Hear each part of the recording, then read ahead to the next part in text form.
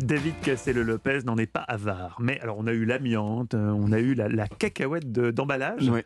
Et aujourd'hui, ça va plus loin, Ouais. à tous les sens du terme, puisque nous parlez de la greffe fécale, David. Depuis quand ça existe? Une question qu'on se pose souvent. Ah non, ça j'ai même... Pardon, jamais j'en avais entendu parler. Mais oui, il y a quelque chose que tout le monde ne sait pas, même si je pense qu'autour de cette table, vous le savez tous parce que vous êtes des hommes du monde, mais c'est que nos intestins sont remplis de milliards de bactéries qui appartiennent à des milliers d'espèces différentes. Vos intestins, Stéphane, les vôtres, Mathieu, et surtout les vôtres, Olivier, auxquels vous donnez un petit peu plus de travail que les autres.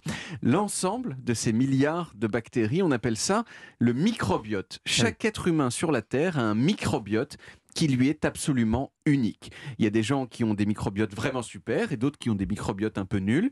Et ce microbiote, il a une influence de dingue sur notre vie. Sur la digestion, bien sûr, ça c'est un petit peu intuitif, mais aussi sur tout un tas d'autres choses.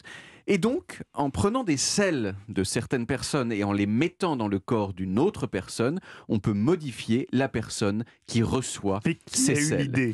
Et ça va loin parce qu'on a découvert il y a quelques années que notre microbiote avait aussi une influence sur nos envies, nos humeurs et notre santé mentale. Il y a quelques années, il y a des chercheurs qui ont fait une expérience. Ils ont pris du caca de gens déprimés, ils l'ont mis dans une souris qui était joyeuse.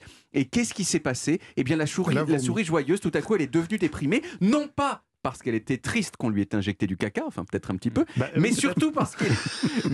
Stéphane, respirez fort. Mais surtout parce qu'il y avait quelque chose dans le microbiote de la souris déprimée qui expliquait au moins en partie sa dépression. Et ça, donc, ça s'appelle une greffe fécale. Dans le cas de la souris, c'était pour faire une expérience, mais chaque année dans le monde, il y a plein de gens, des centaines, peut-être des milliers, qui reçoivent des greffes fécales thérapeutiques. De leur plein gré? Mais oui, en particulier pour soigner une infection assez courante qu'on appelle l'infection à Clostridium difficile, qu'on abrège souvent en C difficile. C'est difficile, c'est quand même marrant comme nom de maladie. Et on a remarqué que les gens infectés par le C difficile, si on leur injecte le caca d'une personne saine, eh bien dans 90% des cas, ils guérissent, ce qui est tout de même formidable. Bon, tout ça, c'est passionnant, mais ça a même tout de même une question. C'est plusieurs même. Quel taré de l'enfer international de sa race s'est dit un jour, tiens, et si je prenais mon caca et que je le mettais dans mes amis? Vous voyez, ça n'a pas... C'est quand même fou. Eh bien, on ne sait pas exactement qui c'est, mais en tout cas, c'est incroyablement ancien. Les premières mentions de greffe fécale, elles datent de l'Antiquité et plus précisément de la Chine du IVe siècle avant Jésus-Christ. Il y a des écrits chinois anciens, je vous prie de m'excuser, qui parlent de sirop doré. Je suis vraiment désolé. Et même, on pourrait dire que c'est une intuition qui n'est même pas strictement humaine, puisqu'il y a des animaux coprophages. Vous savez ce que c'est que la coprophagie? Oui, malheureusement, oui. Voilà, ça consiste à manger, bon voilà. Et la coprophagie, ça aide à avoir un microbiote en titane.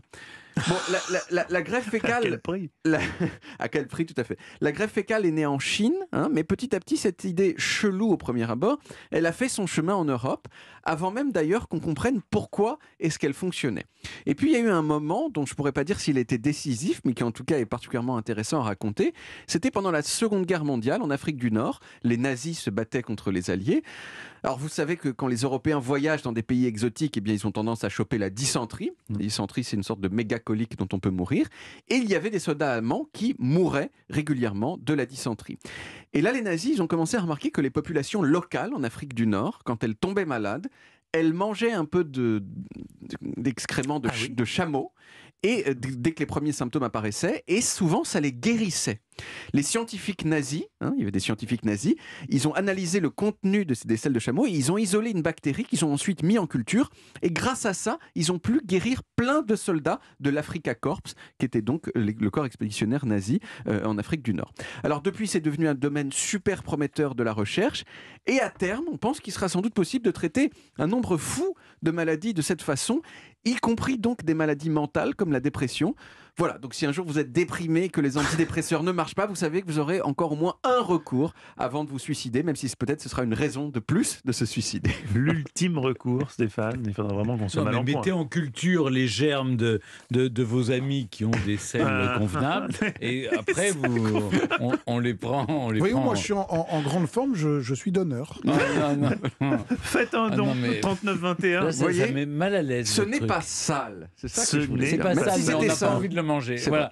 Merci beaucoup, David Castillo-Lopez. On retrouve les origines en podcast sur toutes les applis audio et sur le site europe1.fr.